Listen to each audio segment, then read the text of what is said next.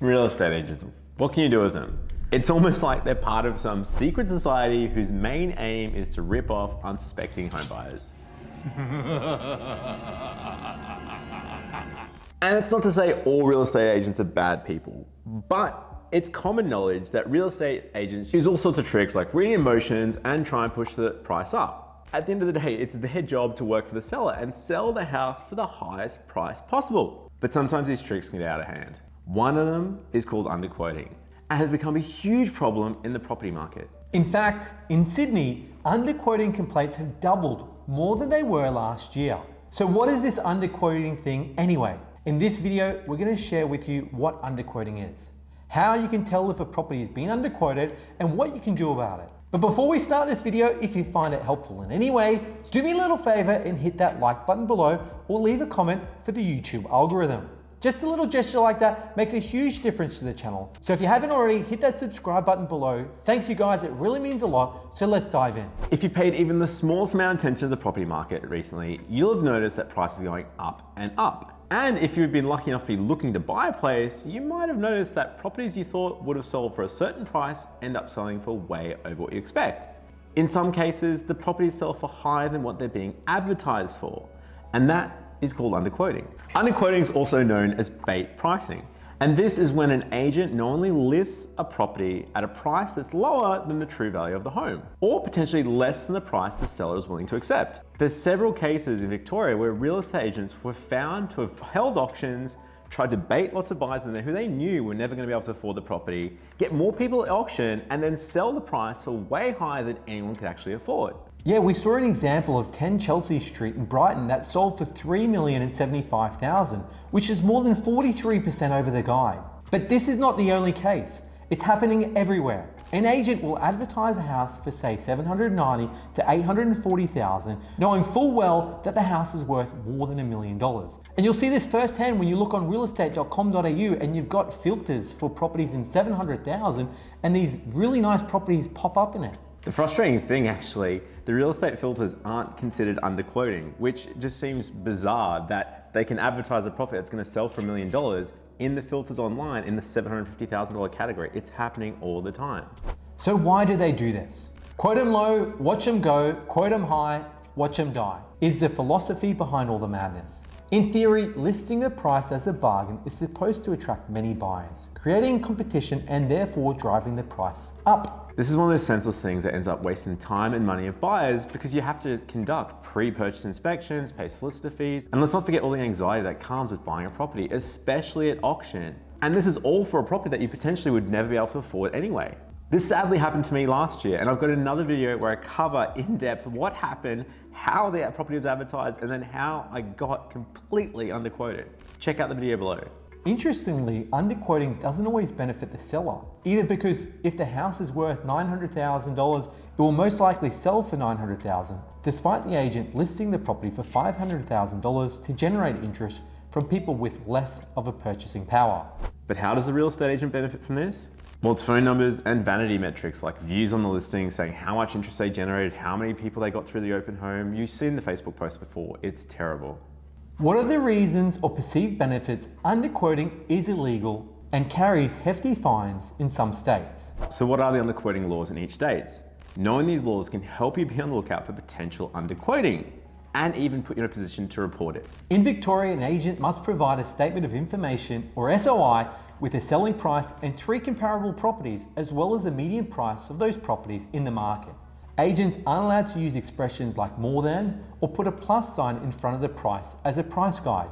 In New South Wales, agents aren't allowed to use symbols or ambiguous phrases. They have to provide evidence to the seller of how they came to the estimated property price. In New South Wales, agents can be fined for up to $22,000 for misquoting. They can also lose their commission and the fees from the sale of that underquoted property. In the Tasmania, they actually have an act, the Property Agents and Land Transaction Act, that states an auctioneer cannot give any misleading or false information during the sale of a property at auction. It's pretty broad. South Australia does not allow the use of plus symbols, phrases such as mid-500s, but they can put a range like 450,000 to 500,000. Also, the reserve is set so that the auction can't be more than 10% above the estimated sale price in the sale agreement. If an agent can't provide reasons for the listing price of the property, they can be fined up to $500,000 for an individual and $10 million for a company. If the agent sells a property below the seller's minimum price, they can be fined up to $20,000 or face 1 year in prison. In Queensland, it's the wild, wild west. Agents are not allowed to represent a property for a sale at a specified property price whilst fully knowing that the vendor will not accept that price.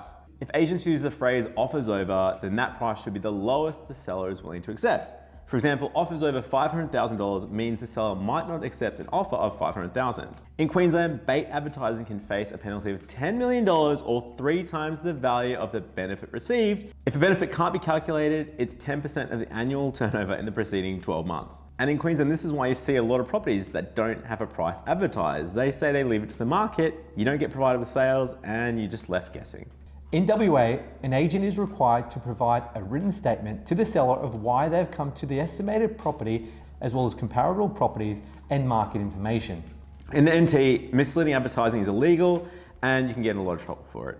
But the NT doesn't have any comprehensive legislation regarding real estate sales and underquoting.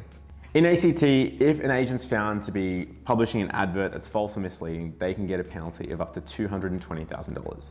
So as you can see, underquoting is a serious issue, but unfortunately, in a lot of these cases, it's mostly there protecting the seller and not necessarily the buyer. If you do find cases of underquoting, you can report it to your local real estate agency, like the REIQ in Queensland, or Consumer Affairs.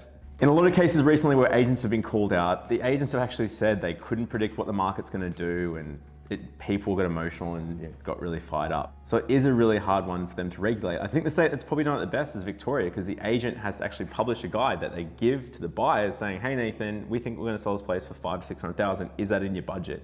Because in Queensland, like we said, they might be advertising places in the $500,000 to $600,000 category online, and knowing full well the property could sell for $750,000, $800,000 more because of comparable sales such as that. So how can you know if a property has been underquoted? Do your own due diligence. Look at the median house prices in the area, as well as how much house prices in the area have sold for. For example, if you see the median house price of $1.4 million in the area of interest and compared with others that have sold in that range, if the house is listed for $600,000, it's most likely been underquoted. Yeah, I'd probably go even more specific than that. And on realestate.com.au, you can look at recently sold properties, ones that have sold in the last month that are exactly similar to the ones you're looking at. Maybe on a similar plot of land, same amount of bedrooms, in the same sort of street. I'd also suggest even going to auctions in the area to get a sense of how feverish it is, or if it's pretty slow and there's not many people going there. It'll give you a sense of if it's pretty hot, you might need to add 10% extra on top of what your upper range is, because that's what the property could sell for on the day. Interestingly, I was trolling Reddit, because when I've been looking at places, it's always hard to pick where they are and what sort of price range they are in the filters. Because you might be looking at a place for $500,000, there could be houses in there selling for $300,000, $400,000, $500,000, etc. So interestingly, I'll include an article below from Reddit where one pretty clever Redditor found on there you can actually look in the code on the realestate.com.au listing to find what price category the agents advertise it in. It's a small thing, but it can help you know, well, is this property $500,000? Are they putting it in the $500,000 to $800,000? And it might give you a sense of what the agent's thinking that property is worth. The other thing I do suggest asking agents for is some recent comparable sales. If the agent isn't going to give you a price guide and they're letting the market decide, put it back on them. Say, well, do you have some examples of recent sales that maybe the seller thinks that this place is going to be worth? They can at least point you towards what they might be thinking and if you're in the market or not. Underquoting can also be very difficult to prove if you don't have any evidence. So how do you actually report underquoting?